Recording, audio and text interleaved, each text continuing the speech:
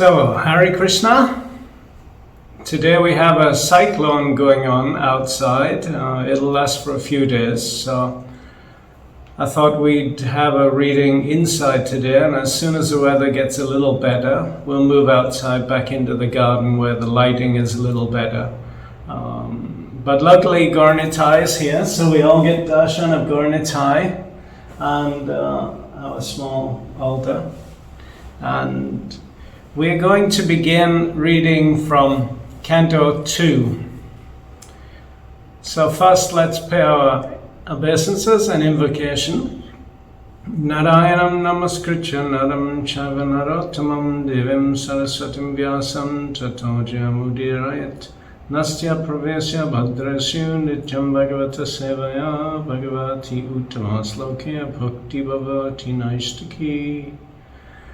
Om Namo Bhagavate Vasudevaya. Om Namo Bhagavate Vasudevaya. Om Namo Bhagavate Vasudevaya.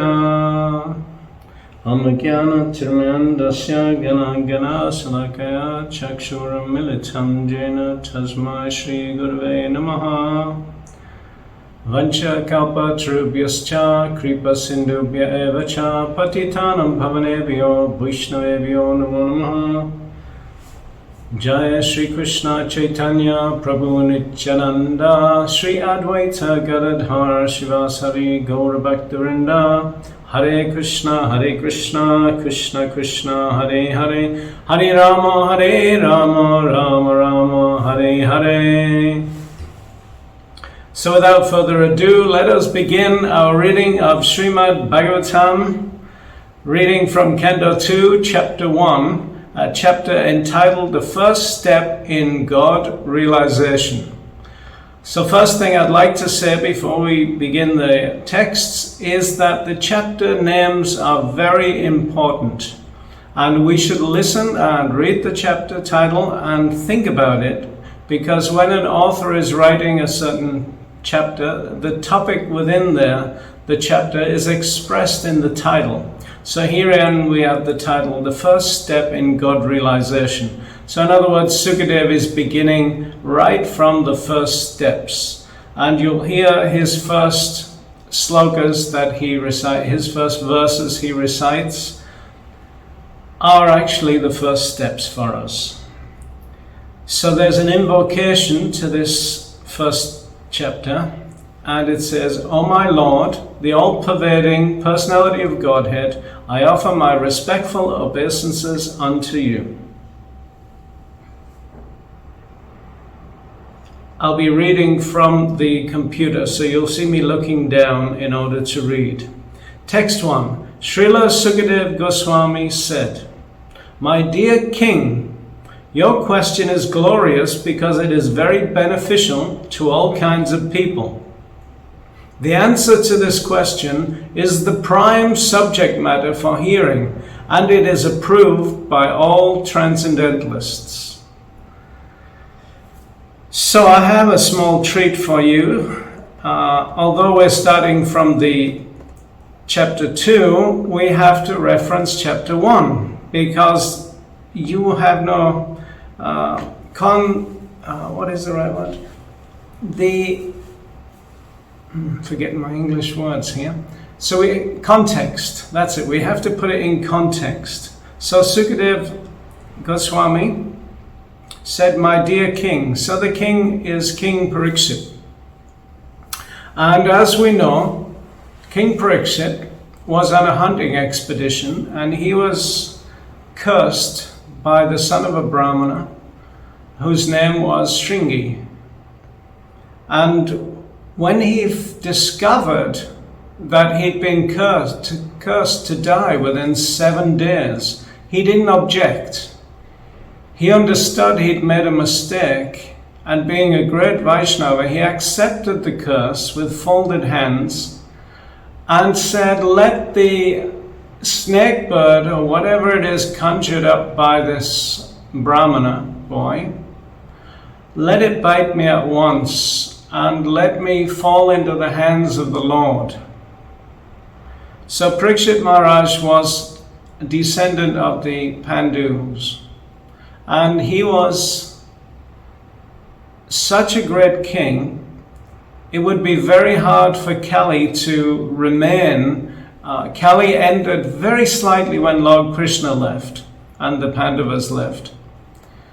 And it would be very hard for Kali to get a footing in the door as long as Parikshit Maharaj was there, and as long as he stayed to train up his descendants in such a way that they wouldn't give Kali much of a chance. So Kali was given an opportunity to reside where there was gold hoarded, where people were committing sinful activities in various places. And Parikshit Maharaj once made a statement that he doesn't fear Kali because he doesn't commit sinful activity. So if you don't commit sinful activity, you won't need to fear Kali Yuga whatsoever. It'll have no effect on you. So Maharaj Parikshit, he decided to leave his palace and give his kingdom over to his powerful son, Janmejaya, who is very, very potent, almost as powerful as his father. As you'll read in the Bhagavatam, he was so powerful that he could cause the death of Indra. But it wasn't his duty to kill Indra, so therefore Indra was saved by the pleas of the Brahmanas, Brihaspati. So we are now going to learn what Parikshit Maharaj did. He approached Brahmanas and asked them, what should a person do who is on the verge of death? And they didn't actually answer him in relation to reading Srimad Bhagavatam, but they knew what was about to happen. So they all arrived there from different parts of the universe. Such great personalities arrived that you wouldn't believe. Even Vyasadeva himself arrived, Narad Muni arrived, Parishuram arrived. All great devotees were there. And they didn't speak. They allowed the speaker to arrive. So as they were all gathering and taking their seats, there must have been an arena built for the purpose of waiting until Maharaj Parikshit had left his body. When they were all gathering, there were different provisions made to host the guests who all began arriving to see this great event of the passing of Maharaj Parikshit. So at one point, a great soul was coming in the distance, and all of the enlightened sages, they all stood up, and they were in awe of this personality whose bodily features, the sages can understand a person's character by looking at their features. This science is called the science of physiognomy. So you can tell a person's character by how his eyebrows are set, how his eyes are placed in his head, how his ears are placed, how his lips are formed, his nose, his forehead. There are so many different ways to tell the personality of someone in front of you. And they could see, there's this Leonardo da Vinci created this Vitruvian man who is supposed to have the perfect symmetry. And it's explained in the Bhagavatam that Lord Krishna was the perfect dexterous creation of Brahma because he was so perfect in every way. All his features were amazing. And Srila Sukadeva Goswami was an emblem of Lord Krishna. And when people saw him, they were all reminded of Lord Krishna because of his perfect features and his sublime character and his dedication to the Lord. And they all knew that Sukadeva Goswami began as an impersonalist. And when his father Vyasadeva recounted some slokas from the Bhagavatam, he stopped and he became attracted. He was on his way to leave and meditate in some impersonal form. on the Lord. And when he heard some narrations of Krishna's glories, he stopped. He came back and he heard the whole Srimad Bhagavatam. And we're going to hear that this Srimad Bhagavatam was taught to Parikshit Maharaj because Parikshit Maharaj was a very humble soul. So when he arrived and took his seat, he was worshipped by Maharaj Parikshit. He was worshipped by the sages. They all stood up and they all offered obeisances. And they waited till he took his seat until they themselves sat down. So Maharaj Parikshit, he mentioned something when Sukadev arrived. He said that, "Dear Sukadev, you are the spiritual master of all the great saints and the devotees." He knew that this person was very special. And therefore he begged him to please show the way of perfection for all beings, not just me, but for all beings. But especially show your mercy in the form of offering knowledge of the Supreme Lord and the duty of everyone. Show your mercy especially to one who is about to die. So that's such a nice line. Maharaj Parikshit knew he was going to die. He was quite willing to die, and all he wanted to do was hear about Lord Krishna. And he asked Sukadev, "Please be my spiritual master in this regard and teach me." Sukadev then accepted Parikshit Maharaj as his disciple, and a bond was made as he sat down on the Vyasasan to give full knowledge of Srimad Bhagavatam. He accepted Parikshit Maharaj as his disciple, his unalloyed, completely, totally surrendered devotee. So as is customary, the disciple questions the spiritual master. And as you'll hear in the 8th chapter, there is a big list of questions asked. And they'll be answered in many ways. And we'll also hear this from Vidura when he approached Maitreya to understand Srimad Bhagavatam. He also asked a big list of questions. But in the beginning, Parikshit Maharaj asked an overall question so that everyone would benefit. So he asked this question: "Please let me know what a man should hear, chant, remember, and worship, and also what he should not do.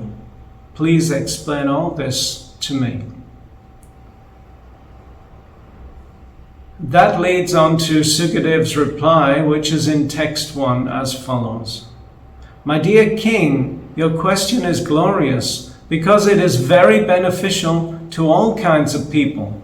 The answer to this question is the prime subject matter for hearing, and it is approved by all transcendentalists." So the answer to this is the question, this question is the prime subject matter. So the prime subject matter is twofold. How to get out of the miserable condition of life, how to escape from repeated birth and death. And the second aspect to this is how can we become a servant of the Supreme Lord of everything. So the transcendentalists are those who speak on subject matters pertaining to the spiritual kingdom and not to the material world. Bhishmadev gave good instructions on this. Bharat Maharaj gave very good instructions on this, that transcendentalists speak on transcendental subject matters, whereas materialists are concerned with topics about the body. So here we're, very first sloka, we're getting what's called the prayojan.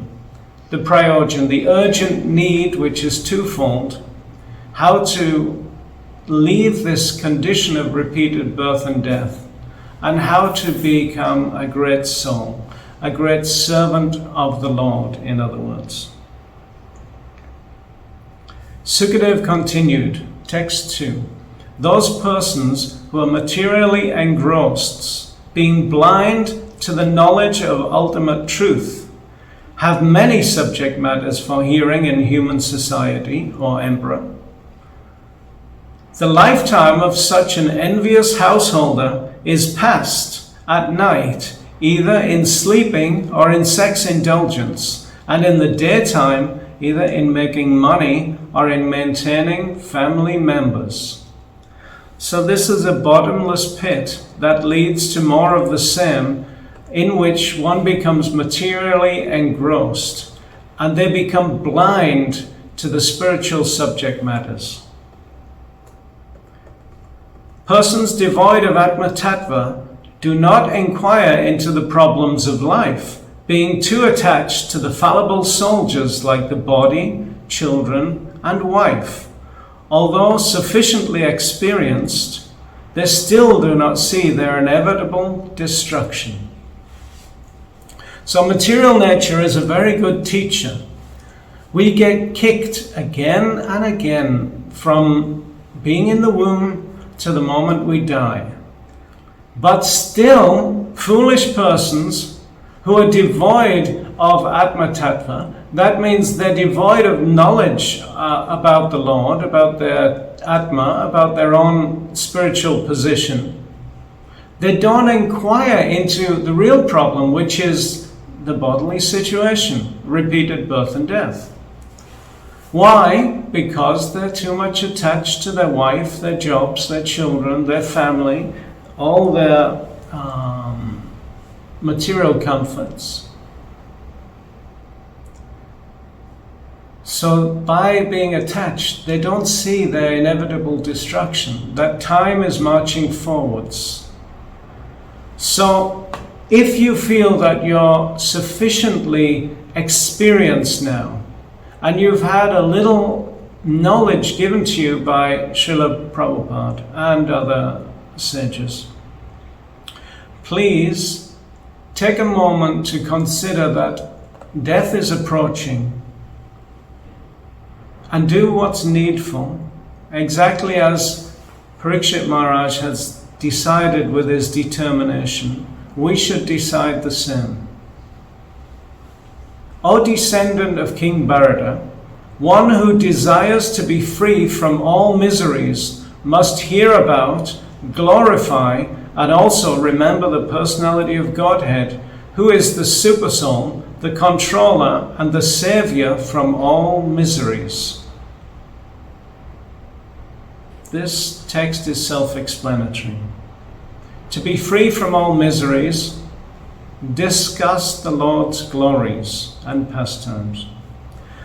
Text 6. The highest perfection of human life, achieved either by complete knowledge of matter and spirit, by practice of mystic powers, or by perfect discharge of occupational duty, is to remember the personality of Godhead at the end of life.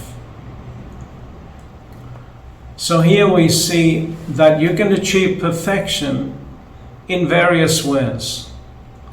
Either by complete knowledge, Gyan Yoga, by practice of mystic powers, this is the yogi's path, a path of meditation, Arani yogis, who meditate to move the life air up to the heart and try to meditate on the Lord in this region to attain the higher planets like Mahaloka, and from there they'll continue their meditations and service to humanity.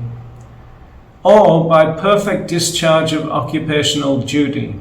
So this path is Karmakanda, and if you, it's said that if you live 100 lives perfect, then you can be qualified for the position of Lord Brahma. So the highest perfection of all of these is to remember the personality at the end of life. So then you will be tested. You may be a good devotee early on, and you may fall. You never fall completely because you're attached to the Lord in your heart.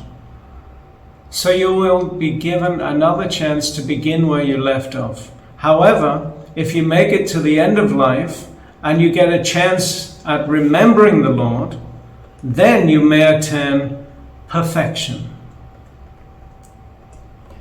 Text 7. O King Parikshit, mainly the topmost transcendentalists who are above the regulative principles and restrictions take pleasure in describing the glories of the Lord.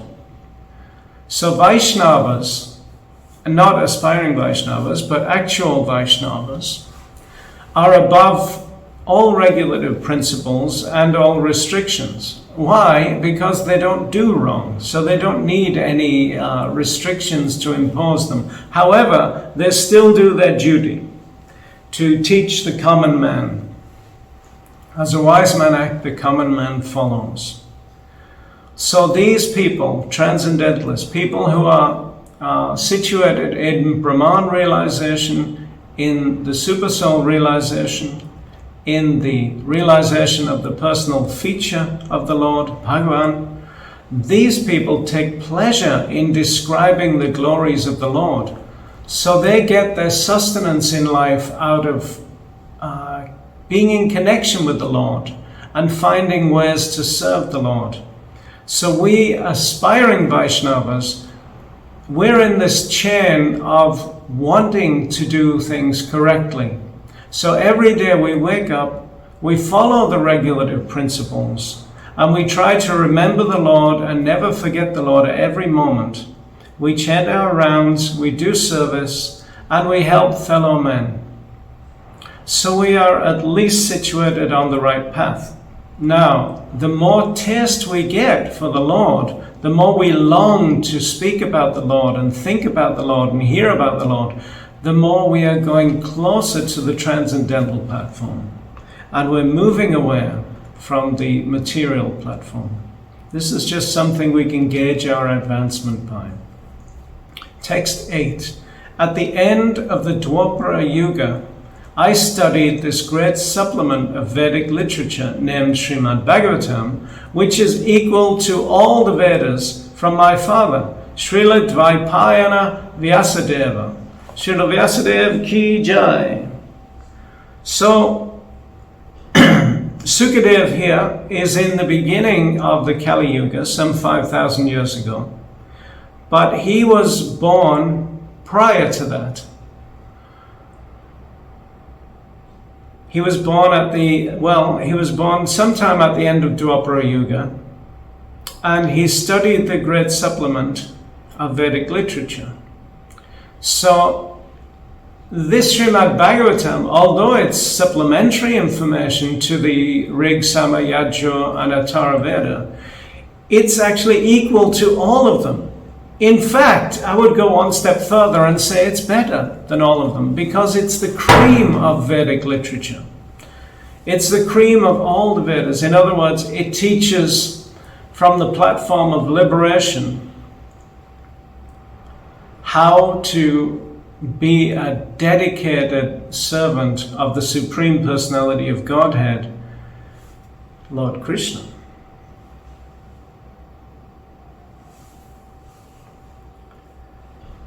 So we have different divisions in the universe, and for Sukadev Goswami to be speaking this now as a young man and being born prior to this event, a long time prior, means that he lived in a different region of the universe.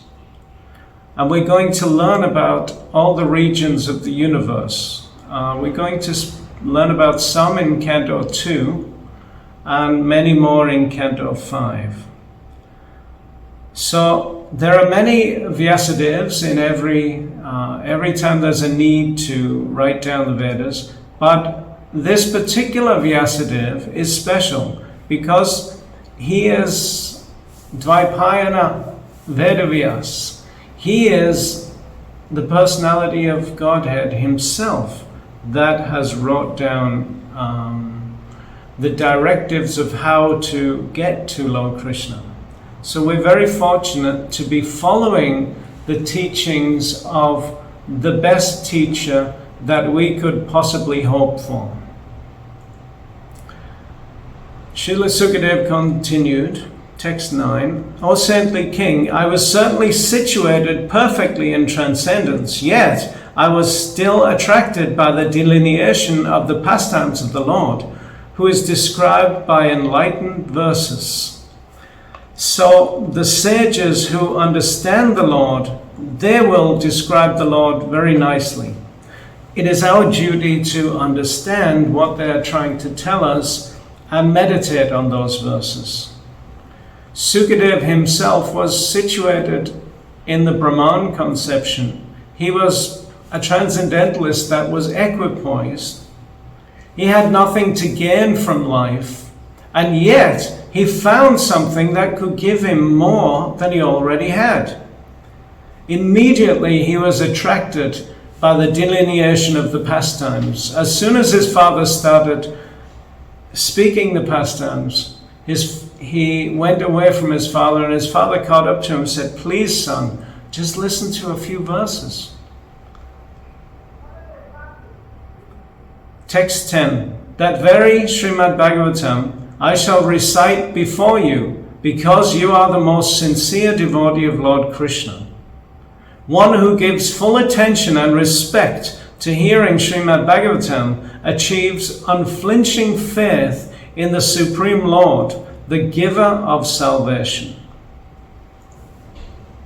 So here is a qualification for hearing Srimad Bhagavatam. Be a sincere servant or devotee of Lord Krishna. And if you give full attention and respect to Srimad Bhagavatam, you will achieve the gift that is within it, which is unflinching faith in the Supreme Lord, the giver of salvation. So the Lord will give salvation. He'll liberate you from the ocean of birth and death, just from hearing Srimad Bhagavatam and becoming his surrendered servant. It's not very difficult, and this is the task of everyone. Just simply hear, have faith, and continue the path of the great Mahajans.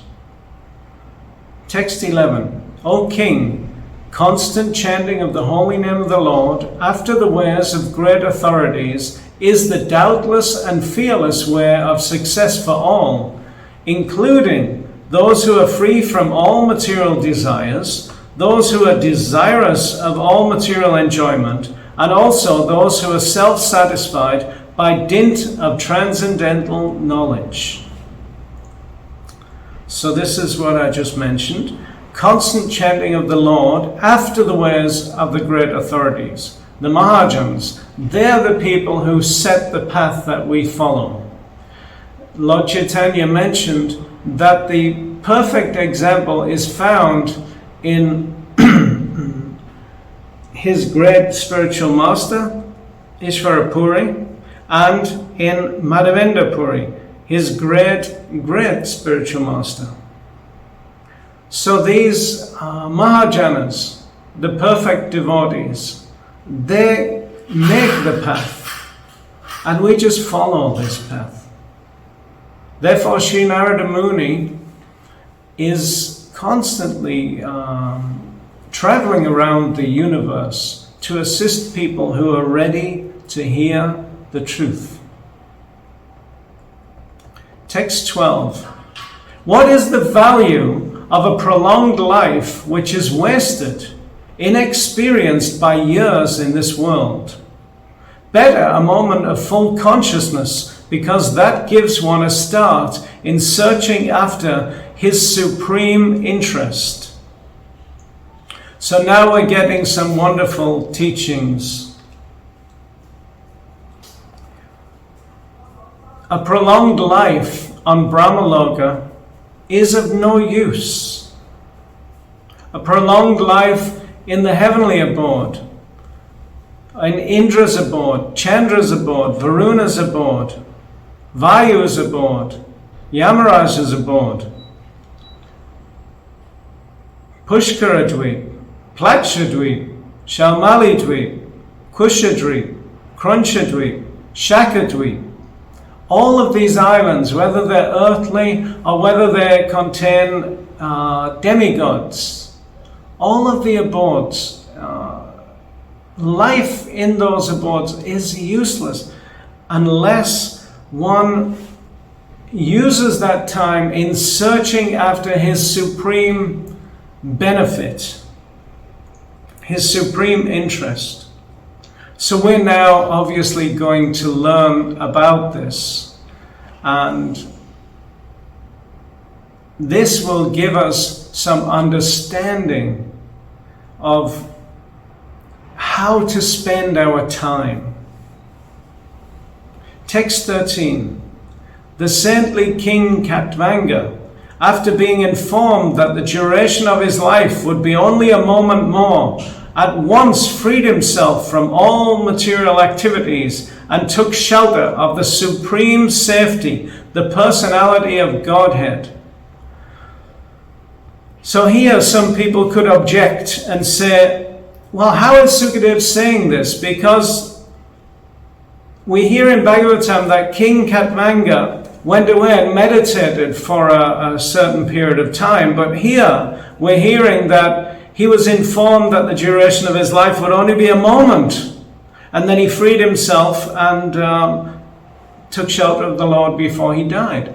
So just to explain this a little bit, we should understand that King Katvanga was fighting on behalf of the demigods. And after he'd finished all his duties, the demigods asked him, please select a boon. King Katvanga, for some reason, asked about how long he had left to live. And at that time, he was informed, dear king, if you remain here in this heavenly abode, your life will be one moment. So upon hearing that, he asked, please take me to another place where my life will be longer and where I'll be able to focus on the Supreme Personality of Godhead and leave the world nicely. So in this way, we understand the verse is correct. After King Katvanga heard of the news, he left the heavenly abode and he went to a place and attained perfection. Text 14. Maharaj Parikshit, now your duration of life is limited to 7 more days. So during this time, you can perform all those rituals which are needed for the best purpose of your next life. So we heard earlier, this is important to understand. We've been given one example of King Katvanga. Now we're hearing that Parikshit Maharaj similarly has a limited duration of time. So the advice from the sage is that during this time you can perform all those rituals which are needed for your next life, for the betterment of your human sojourn or attaining perfection. So we heard earlier how the Srimad Bhagavatam is equal to all the Vedas, and the rituals means the Vedic rituals. So by hearing Srimad Bhagavatam, you perform all Vedic rituals. In fact, you're qualified after hearing Srimad Bhagavatam correctly and acting according to the dictations, shall we say, or the instructions of Srimad Bhagavatam, given in Srimad Bhagavatam. You're qualified to go to the higher abodes, to leave this earthly platform called Bhu Mandala, and to enter into the next dimension of reality, beginning at Mahaloka, wherein beings have a subtle form. Srila Prabhupada explained that in the moon planet, beings almost have a subtle form. So we see, when you get to the higher planets of fire, the sun planet, and the moon, the water planet, you almost have a subtle form, but not quite. So, to get a subtle form, you have to leave the material kingdom of Bhu-Mandala, and you have to go to the next higher abode, Svaloka. So Maharaj Pariksit, all he has to do is follow the instructions given, and he'll attain a higher destination. Text 15. At the last stage of one's life, one should be bold enough not to be afraid of death. But one must cut off all attachment to the material body and everything pertaining to it, and all desires thereof. So as I've just mentioned, on Bhumandala one has a physical form, whereas in Svaloka one has a more etheric form, airy form. And that goes right up to the form of pure intellect, which we may say is a form of electricity or power. It's very subtle. But to go beyond that, we have no material form, not even that of electricity, a material form of power. We have power, but we have a spiritual power. So that journey is not external. That journey is internal. And we're going to learn of that internal journey as we traverse the pages of Srimad Bhagavatam. And therefore it is said that the entire material creation is shrunken to the size of the water in a calf's hoofprint. So the water in a calf's hoofprint is small because the journey to the spiritual kingdom gets smaller and smaller. Text 16. One should leave home and practice self-control. In a sacred place, he should bathe regularly and sit down in a lonely place duly sanctified. So now we've had the Sambandha Abhidhayam Prayojana taught to us. Now we're going to learn of something else. When you are about to leave your body, first you understand there's different stages. After the Grihastha stage, after you have children, then there's a dwindling stage. And this is characterized first by leaving society, by what we call retiring, which Srila Prabhupada mentioned is good after 50 to 55 years of age. So at that point, one should start thinking very deeply about the next life. This is the part of the Karma Kanda that we need to absorb. What do we need to do for our next life? But that is contained within the Vaishnava tradition. So we can attain perfection by following the path of Srimad Bhagavatam. So one should be bold, and at one point one should leave home. So the family are indicative of material life. And as long as you're around your wife and children and friends and family members, you'll find it more difficult to leave the material world behind. But one has to leave the material world behind. One has to be bold, as Sukadev says. One should be bold enough not to be afraid of death. So, one should leave home and practice self-control. So that is eating frugally, controlling the senses, focusing the mind more inward, and meditating for longer periods of time on the Supreme Lord and the Lord's qualities and pastimes. So in a sacred place, that means it's better if you can do this in the Holy Dham, but if not, then make your house sacred, or make your place where you're staying sacred by having altar, having deities. And also sanctify the airwaves by not having connection with internets and different technological items, because they won't help you on this journey. You should bathe regularly and sit down in a lonely place, duly sanctified. Text 17. After sitting in the above manner, make the mind remember the 3 transcendental letters A-U-M. Om. So Om is the spiritual sound vibration.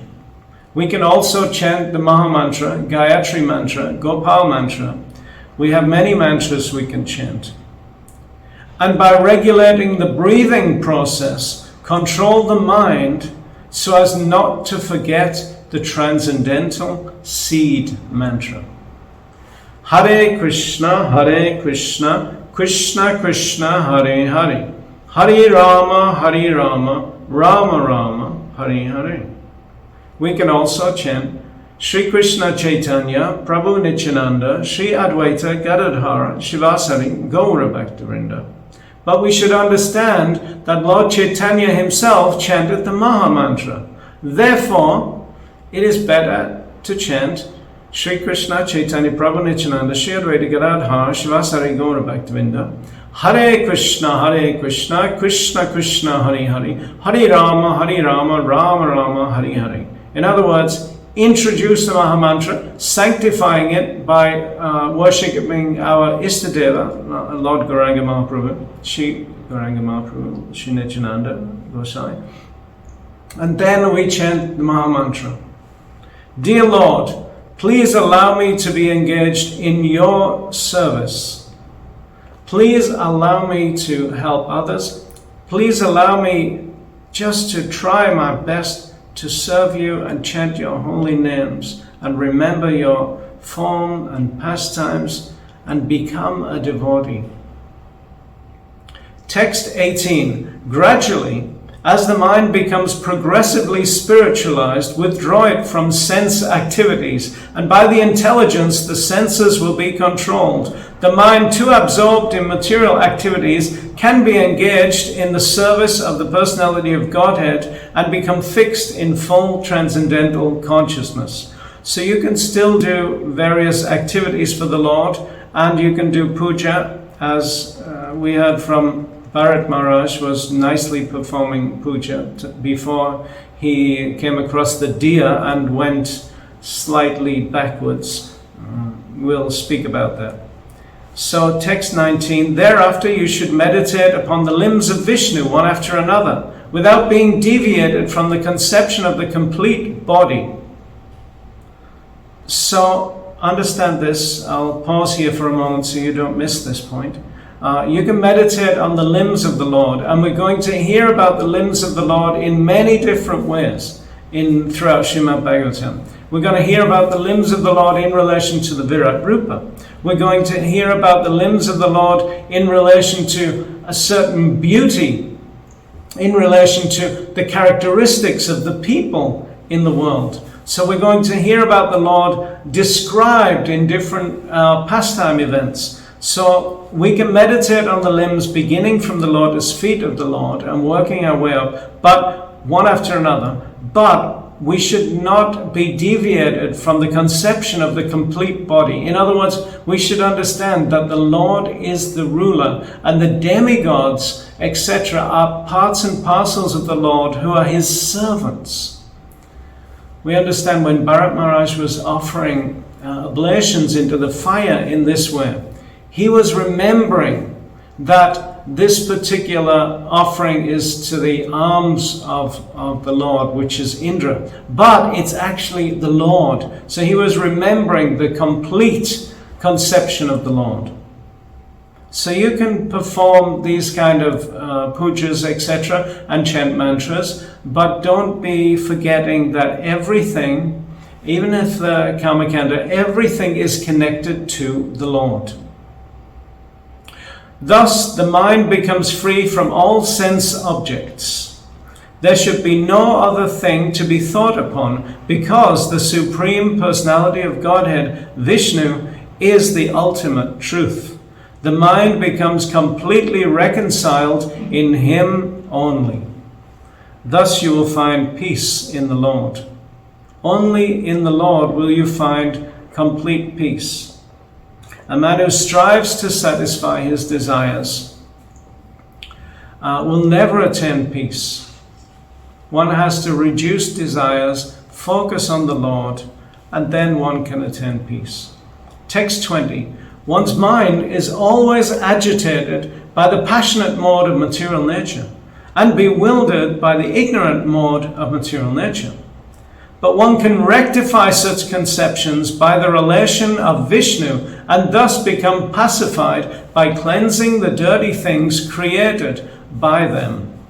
So the modes of nature, they color the consciousness and they create dirt or contamination, material contamination. So by remembering the Lord at every moment of the day until you reach complete absorption in the Lord, you will be cleaning the mirror of the heart, the Cheto Darpanam Marjanam. And you'll be doing this activity by chanting and remembering. And at every moment you'll be moving forwards. Text 21. O King, by this system of remembrance and by being fixed in the habit of seeing the all-good personal conception of the Lord, one can very soon attain devotional service to the Lord under His direct shelter. This is for the sincere. Text 22. The fortunate King Parikshit, inquiring further, said, O Brahmana, please describe in full detail how and where the mind has to be applied and how the conception can be fixed so that the dirty things in a person's mind can be removed. So I will read this text again and we'll begin from here till we reach the end of this chapter, the next reading. Thank you very much. All glories to Srila Vyasadeva, Srila Sukadev, Maharaj Parikshit, all Vaishnava devotees of the Lord. Om Tat Sat.